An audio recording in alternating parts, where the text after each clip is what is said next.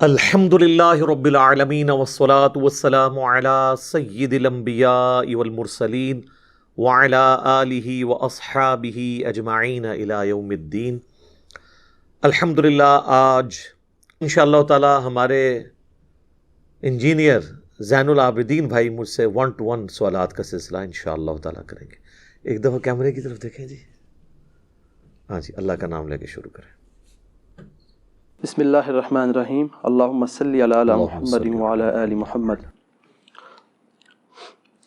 علی بھائی، آج کا پہلا سوال ہے، ہمارے ہاں عموماً میت کو قبر میں دفنانے کے بعد اس کی قبر پر پانی یا گلاب کے عطر کا چھڑکاؤ کیا جاتا ہے، پھر گلاب کے پھولوں کی پتیاں بھی ڈالی جاتی ہیں، اور اگر قبر کسی بزرگ کی ہو تو اس پر چادر وغیرہ ڈالی جاتی ہے۔ اسی طرح قبر میں عہد نامہ رکھنا کہاں تک درست ہے؟ دیکھیں جی، جو جنازے سے متعلق جتنی چیزیں ہیں، خصوصاً میت کو جو دفنانے کے ساتھ ریلیٹڈ ہیں، اس میں اکثر جو ہمارے معاشرے کے اندر، سب کانٹیننٹ کے اندر رسومات ہیں، یہ بدعات ہیں۔ کچھ چیزیں سنت بھی ہیں لیکن زیادہ تر بدعات ہیں۔ یہ جتنی باتیں آپ نے گنوائی، ان میں اکا دکا چیز تو آپ سنت کہہ سکتے ہیں، باقی اس سے بھی بڑھ کر لوگ تو کفنی لکھتے ہیں باقاعدہ، یعنی وہ کئی بار ہمارے پاس بھی لوگوں نے بھیجا ہے کہ جی آپ اس کے اوپر ذرا کلمہ لکھتے ہیں، فزیکلی کلمہ کفن کے اوپر لکھواتے ہیں۔ جو سمجھدار ہیں وہ کہتے ہیں نہیں جی فزیکلی نہ لکھیں، بس ہاتھ کے اشارے سے لکھتے ہیں، اور کلمہ لکھوانے کے لیے علماء کے پاس بھیجتے ہیں۔ آپ مسلمانوں کا لیول دیکھ لیں، وہ کلمہ بھی ٹائپ نہیں کر سکتے اس کے اوپر، ہینڈ رائٹنگ کے طور پر۔ اسی طریقے سے بعض لوگ حج اور عمرے کے لیے جب مکہ شریف جاتے ہیں، وہاں سے زمزم کے اندر بھگو کے لے آتے ہیں کفن کو۔ بعض لوگ مدینہ شریف کی مٹی لے آتے ہیں کہ ساتھ کفن میں رکھ دیں گے۔ عہد نامہ بعض لوگ، اب وہ عہد نامہ تو خود ہی کوئی ثابت نہیں ہے، اس کو رکھتے ہیں قبر کے اندر اور کہتے ہیں اس کی برکت سے کچھ ہو جائے گا۔ میرے بھائی، اس سے کچھ نہیں ہونا۔ صحیح بخاری اور صحیح مسلم کی متفق علیہ حدیث ہے کہ اللہ کے محبوب صلی اللہ علیہ وآلہ وسلم نے فرمایا، انسان کے 3 دوست ہیں، قبر میں صرف ایک ہی ساتھ جاتا ہے اور وہ اس کے اعمال ہیں۔ 2 دوست باہر ہی رہ جاتے ہیں، اس کا مال اور اس کے رشتہ دار، یہ قبر سے باہر رہتے ہیں۔ لہٰذا یہ قبر میں تو ان چیزوں سے کوئی نفع ہونے والا نہیں۔ جہاں تک پھول ڈالنے کا تعلق ہے، تو پھول کی تو اصل کوئی موجود نہیں ہے۔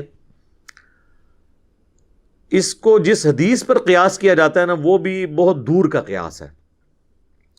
وہ حدیث صحیح بخاری اور صحیح مسلم دونوں کے اندر موجود ہے کہ اللہ کے محبوب صلی اللہ علیہ وآلہ وسلم ایک جگہ سے گزر رہے تھے، تو آپ رک گئے اور آپ نے فرمایا کہ ان 2 قبر والوں کو عذاب ہو رہا ہے۔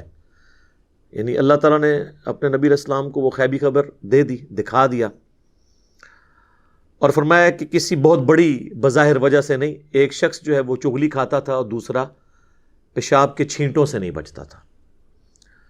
پھر نبی صلی اللہ علیہ وآلہ وسلم نے اپنے مبارک ہاتھوں سے ایک درخت کی ٹہنی توڑی اور اس کے 2 ٹکڑے کر کے دونوں قبروں پر ایک ایک ٹکڑا لگا دیا، اور فرمایا کہ جب تک یہ ہری رہیں گی، یعنی یہ بریکٹ میں جو اگلے الفاظ ہیں، یعنی وہ لوگ کہتے ہیں تسبیح کرتی رہیں گی، یہ بریکٹ میں ہوتے ہیں۔ اصل میں الفاظ ہیں کہ جب تک یہ سرسبز رہیں گی، ان کے عذاب میں تخفیف ہوگی۔ اب اس حدیث کے تحت بعض لوگ یہ کہتے ہیں کہ چونکہ ہری جو ٹہنیاں ہیں وہ زندگی کی علامت ہے، اور وہ زندہ چیز جب اللہ کا ذکر کرے گی تو اس کی برکت سے قبر والے کو نفع پہنچے گا۔ اب یہ سب کچھ ایکسپلینیشن ہے، اس حدیث میں یہ الفاظ نہیں ہے، اور اس ایکسپلینیشن کے ساتھ آپ اختلاف بھی کر سکتے ہیں۔ اس کی وجہ یہ ہے کہ چیز کوئی ہری ہو یا سوکھ جائے، دونوں حالتوں میں اللہ کا ذکر کرتی ہے۔ سورہ بنی اسرائیل میں آیا نا کہ کوئی ایسی چیز نہیں ہے جو اللہ کی حمد کے ساتھ اس کی تسبیح نہ کرتی ہو، مگر یہ کہ تم اس کی تسبیحات کو سمجھ نہیں سکتے۔ سورۃ الرعد میں آیا کہ یہ جو بجلی گرجتی ہے، الرعد، یہ بھی اللہ کا ذکر کرتی ہے۔ صحیح بخاری کے اندر موجود ہے، حضرت عبداللہ ابن مسعود کہتے ہیں کہ بعض اوقات ہم اللہ کے محبوب صلی اللہ علیہ وآلہ وسلم کے ساتھ کھانا کھا رہے ہوتے تھے، تو وہ جو لقمہ ہم اٹھاتے تھے، ہم اس کی تسبیح کی آواز بھی سنتے تھے۔ یعنی حضور علیہ السلام کی موجودگی کی برکت سے یہ معجزہ عام لوگوں پہ بھی ظاہر ہو جاتا تھا، وہ اسے آبزرو کر لیتے تھے۔ تو کوئی خشک چیز ہو یا کوئی تر ہو، ہر چیز اللہ کا ذکر کرتی ہے۔ بعض محدثین کا یہ موقف ہے کہ یہ حضور کے ہاتھوں کی برکت ہے کہ آپ علیہ السلام نے اپنے مبارک ہاتھوں سے وہ ٹہنیاں لگائیں اور اس کی وجہ سے ان کے عذاب میں تخفیف ہو رہی ہے، تو یہ بات زیادہ وزنی لگتی ہے۔ بہرحال اس سے اصل ثابت ہو گئی کہ آپ ٹہنی لگا سکتے ہیں۔ پھول ڈالنا یہ تو فضول خرچی ہے، کیونکہ وہ تو آپ نے خرید کے ڈالنے ہیں اور پھر آپ کے وہ کام بھی نہیں آنے۔ ٹہنی تو پھر بھی جو آپ تشریح کرتے ہیں کہ جب تک ہری رہیں گی وہ تو ہری رہیں گی، پھول تو کچھ عرصے کے بعد ویسے ہی خشک ہو جانے ہیں، آپ کا مقصد پورا نہیں ہوگا، تو ٹہنی ہی لگائیں، اتنی دور کا قیاس نہ کریں۔ اور پھر پھولوں میں ایک رسپیکٹ والا معاملہ بھی آ جاتا ہے، اور اسلام میں قبروں کی یہ والی رسپیکٹ نہیں ہے کہ لوگ جو ہے وہ اس کی اس قسم کی رسپیکٹ کریں۔ ویسے تو ہر مسلمان کی قبر کی رسپیکٹ ہے، صحیح مسلم میں حدیث ہے کہ کوئی کسی مسلمان کی قبر پہ بیٹھے اس سے بہتر ہے کہ انگاروں پہ بیٹھ جائے، یعنی قبر کی آپ توہین نہیں کر سکتے، وہ اپنی جگہ ہے، لیکن اس طرح کی رسپیکٹ بھی نہیں کر سکتے کہ معاملات اتنے آگے چلے جائیں۔ اور عموماً جو قبروں کے اوپر چادریں چڑھائی جاتی ہیں یا یہ پھول ڈالے جاتے ہیں وہ اس قسم کی رسپیکٹ ہے، اور اس طرح کی رسپیکٹ تو نبی علیہ السلام نے اپنی قبر کے بارے میں فرمایا، مسند احمد میں حدیث ہے، اللہم لا تجعل قبری وثنا یعبد، اے اللہ میری قبر کو ایسا بت نہ بننے دینا کہ لوگ اس کی پرستش شروع کر دیں۔ بخاری مسلم دونوں میں حدیث ہے، اما عائشہ کہتی ہیں کہ نبی علیہ السلام کی بیماری کے دن چل رہے تھے، آخری وقت آپ کا قریب تھا، اور آپ بار بار اپنے چہرہ مبارک سے چادر ہٹاتے تھے تکلیف کی وجہ سے، اور کہتے تھے لعن اللہ الیہود والنصارى اتخذوا قبور انبیائہم مساجدہ، اللہ کی لعنت ہو یہود و نصارہ پر، انہوں نے اپنے نبیوں کی قبروں کو سجدہ گاہ بنا لیا تھا۔ اور اما عائشہ کہتی ہیں حضور یہ اس لیے بات کر رہے تھے کہ آپ ہمیں ڈرا رہے تھے کہ آپ کی قبر کے ساتھ یہ کچھ نہ کیا جائے۔ اور آگے اما عائشہ کے الفاظ ہیں بخاری مسلم میں کہ اگر ہمیں یہ خطرہ نہ ہوتا کہ لوگ رسول اللہ کی قبر پہ سجدے شروع کر دیں گے تو ہم بھی زائرین کی زیارت کے لیے اس قبر مبارک کو اوپن چھوڑ دیتے، لیکن ہم ڈر رہے تھے۔ تو اس طرح کی رسپیکٹ نہ ہو کہ جس میں معاملات بہت آگے چلے جائیں۔ باقی یہ درست ہے کہ آپ ٹہنی لگا سکتے ہیں، اور یہ سنت مبارکہ ہے، اور حضور کی میں تو سمجھتا ہوں ہاتھوں کی برکت ہے۔ اس کو سپورٹیو حدیث بھی ہے بخاری اور مسلم دونوں میں، ایک حبشی عورت تھی جو مسجد نبوی کی صفائی کرتی تھی، اچانک فوت ہو گئی، صحابہ کرام نے رات کے وقت جنازہ پڑھ کے اسے دفنا دیا۔ نبی علیہ السلام نے کچھ دنوں کے بعد پوچھا کہ وہ عورت کدھر ہے، تو بتایا گیا یا رسول اللہ وہ تو فوت ہو گئی تھی۔ آپ نے فرمایا تم نے مجھے کیوں نہیں بتایا، میں بھی اس کا جنازہ پڑھتا۔ پھر آپ نے فرمایا مجھے اس کی قبر پہ لے جاؤ۔ حضور علیہ السلام قبر پہ لے گئے حضور علیہ السلام کو صحابہ کرام، صحابہ تو سمجھ رہے تھے کہ یہ تو عام سی عورت ہے، اس کی کیا امپورٹنس ہوگی، لیکن حضور علیہ السلام کے لیے تو جو دین کی خدمت کرنے والے لوگ ہیں ان کی امپورٹنس زیادہ ہے، چاہے وہ کچھ بھی ہوں دنیاوی سٹیٹس کے اعتبار سے۔ پھر نبی علیہ السلام نے اس کی قبر پہ جا کے جنازہ پڑھا، اور جب آپ واپس پلٹے تو یہ حدیث بخاری مسلم دونوں میں، مسلم کے آگے الفاظ ہیں، آپ نے فرمایا یہ قبریں اندھیروں میں ڈوبی ہوئی تھی، اللہ نے میرے جنازہ پڑھنے کی برکت سے انہیں نور سے بھر دیا ہے۔ تو اس سے یہ بھی پتہ چلا کہ وہ کافروں کی قبریں نہیں تھیں، کیونکہ کافر کو مرنے کے بعد نفع نہیں قبر میں پہنچ سکتا، مسلمانوں کی قبریں تھیں۔ اب میں صحابہ نہیں کہتا، آپ لوگ گستاخی کا فتویٰ لگا دیں گے، اس زمانے کے جو بریلوی دیوبندی اہل حدیث ہوتے تھے ان کی قبریں تھیں۔ اب یہی مجھے کہنا پڑے گا مجبوراً، ٹھیک ہے، حضور کے زمانے کے۔ تو آپ علیہ السلام کی دعا کی برکت سے یہ معاملہ اس طرح کا ہو گیا، تو یہ ٹھیک ہے، آپ قبر پہ جا کے بھی جنازہ پڑھیں۔ اور دیکھیں آٹومیٹکلی اللہ تعالیٰ نے میت کو نفع پہنچانے کے لیے یہ پھولوں والا کام کرنے کی ضرورت نہیں، کئی اور طریقے رکھ دیے ہیں۔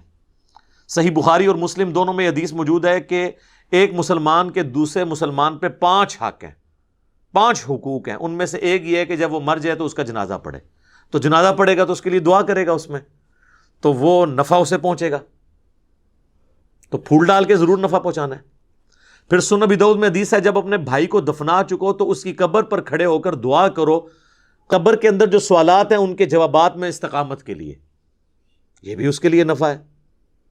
پھر اس کے بعد بھی جب آپ کبھی قبر پہ جائیں تو صحیح مسلم میں موجود ہے آپ نے قبرستان والوں کے لیے دعا کرنی ہے، السلام علیکم اہل الدیار من المؤمنین والمسلمین وَإِنَّا إِن شَاءَ اللَّهُ بِكُمْ لَلَاحِقُونَ نَسْأَلُ اللَّهَ لَنَا وَلَكُمُ الْعَافِيَةَ۔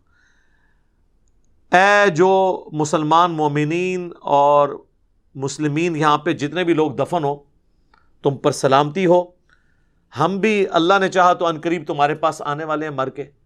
ہم اللہ کے حضور تمہارے لیے اور اپنے لیے عافیت کا سوال کرتے ہیں. تو یہ دعا کا بھی نفع ہے. وہ آپ نے قبرستان جب بھی جانا ہے دعا کرنی ہے تو وہ بھی نفع اس کو پہنچ رہا ہے. اس کے علاوہ کچھ رسومات ہیں وہ بھی صحیح ہے. جس طرح صحیح مسلم میں حدیث ہے کہ حضرت عمر بن عاص کی جب موت کا وقت قریب آیا تو بڑی لمبی وہ حدیث ہے, وہ یوٹیوب پہ میرا کلپ بھی ہے, عمر بن عاص کی موت. تو اس میں وہ کافی دردناک حدیث ہے. اس کے اینڈ پہ الفاظ ہیں جب میں مر جاؤں تو میری میت کے ساتھ کوئی نوحہ کرنے والی عورت نہیں لے کے جانی, ساتھ نہ کوئی آگ لے کے جانی ہے, اور جب مجھے دفنا چکو تو میری قبر پر پانی چھڑک دینا. تو اس سے پتہ چلا کہ قبر پہ پانی چھڑکنا سنت ہے. اور میری قبر پہ اتنی دیر بیٹھے رہنا, یعنی اس کے اوپر نہیں, یعنی مراد اس کے سائیڈ پہ, جتنی دیر اونٹ کو نہر کر کے, اونٹ کو نہر کرنے کے بعد اس کا گوشت تقسیم کیا جاتا ہے, یعنی آلموسٹ 2.5-3 گھنٹے, تاکہ میں اپنے قبر کے ساتھ مانوس ہو جاؤں اور سوالات کے جوابات میں مجھے استقامت نصیب ہو. تو قبر پہ بیٹھنا اتنی دیر تو یہ سنت ہے. یعنی ظاہر ہے سنت اس اعتبار سے ایک صحابی تعلیم کر رہے ہیں. تو پانی کا چھڑکاؤ کرنا بھی سنت ہو گیا, جنازے کی دعا بھی سنت ہو گئی, قبرستان کی دعا بھی سنت ہو گئی. اور سورۃ الحشر میں تو اللہ تعالیٰ نے کیٹاگوریکلی فرمایا ربنا اغفر لنا ولاخواننا الذین سبقونا بالایمان. اہل ایمان کی نشانی ہے کہ وہ اپنے سے اگلے جو لوگ گزر چکے, مر چکے, ان کے لیے دعا کرتے ہیں. تو وہ تو ہم عام دعاؤں میں بھی ہمارا حصہ ان تک پہنچتا رہتا ہے, وہ ہم نے دعا کرنی ہے ہر صورت میں. باقی اللہ کی مرضی ہے وہ دعا کو قبول کرے. صحیح مسلم میں حدیث ہے کہ جس مسلمان کے جنازے میں 40 ایسے مسلمان شریک ہو جائیں جو شرک نہ کرتے ہوں تو اللہ تعالیٰ ان کی شفاعت اس مردے کے حق میں قبول کر لے گا. اب یہ اللہ کی مرضی ہے, قبول کرے یا نہ کرے. بخاری مسلم دونوں میں حدیث ہے کہ عبداللہ ابن ابی جب مرا ہے, حضور علیہ السلام نے اپنا کرتا مبارک کفن کے طور پہ اسے دیا, چونکہ اس کا بیٹا صحابی تھا. نبی علیہ السلام کی اخلاقیات تھیں. اپنے مبارک ہاتھوں سے اسے قبر میں اتارا, جنازہ پڑھایا, اپنا تھوک مبارک اس کے منہ میں ٹپکایا.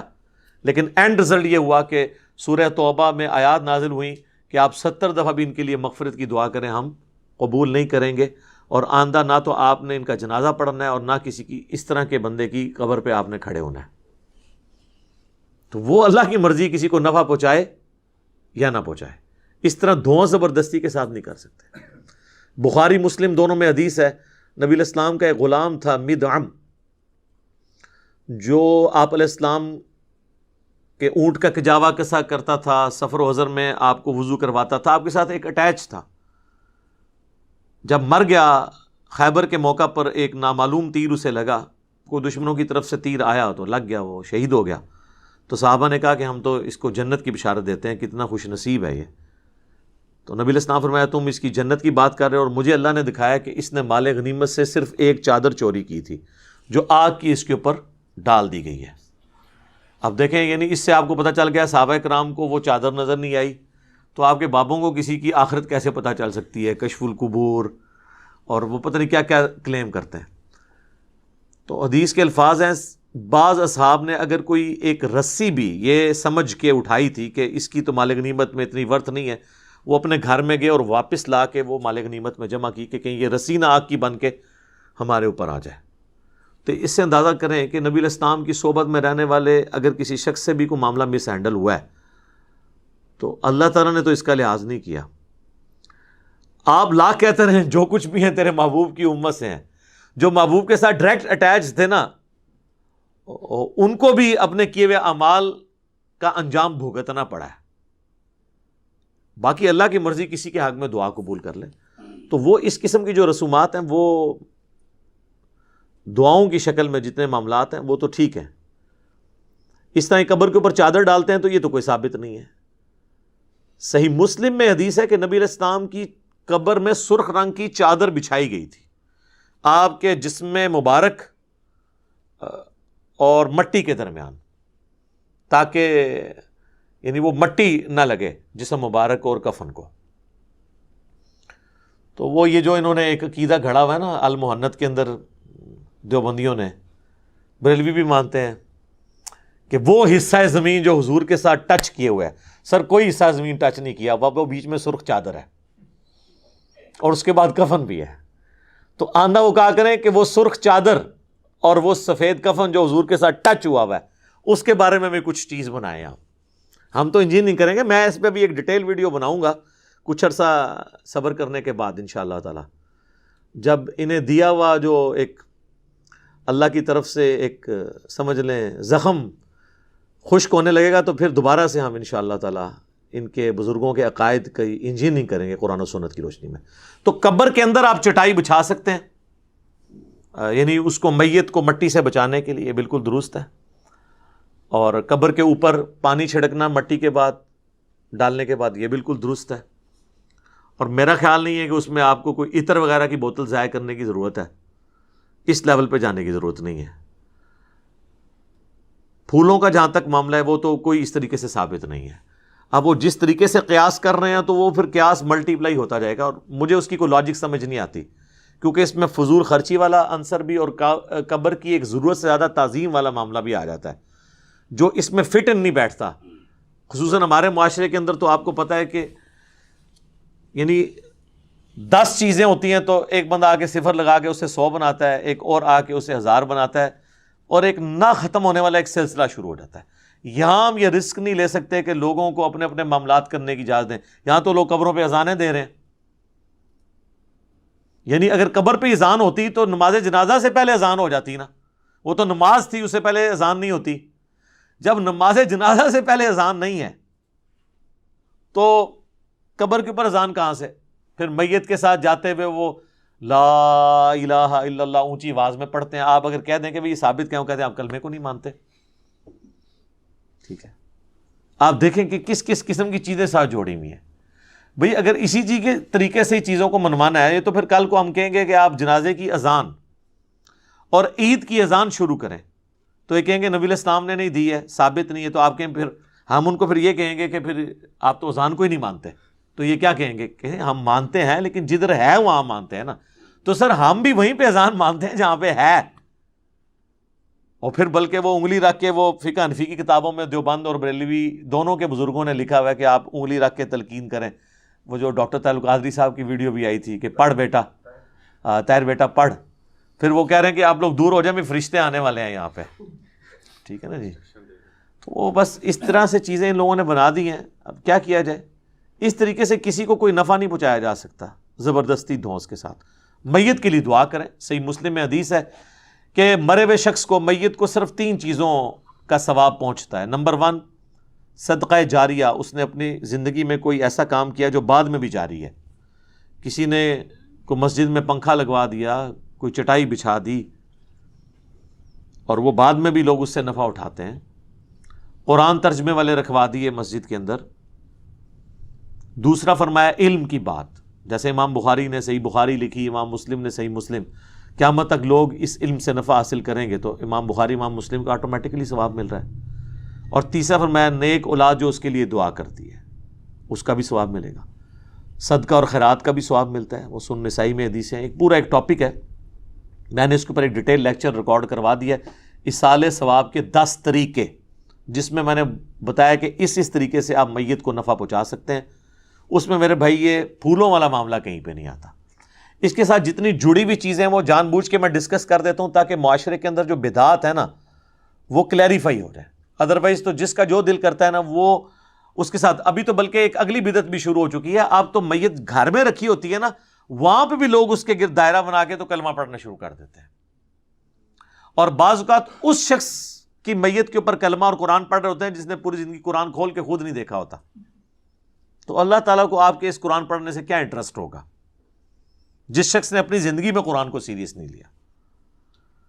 باقی دعا کریں، اللہ سے امید رکھیں، حسن ظن رکھیں کہ اللہ تعالیٰ اس کے لیے کوئی عافیت والا معاملہ فرمائے گا. لیکن ہمارا کام ہے ان چیزوں کو ہائی لائٹ کریں تاکہ اگر کسی کی اصلاح کا کوئی پہلو نکلتا ہو تو نکلے. باقی دھونس زبردستی کے ساتھ تو ہم چیزوں کو بنوا نہیں سکتے.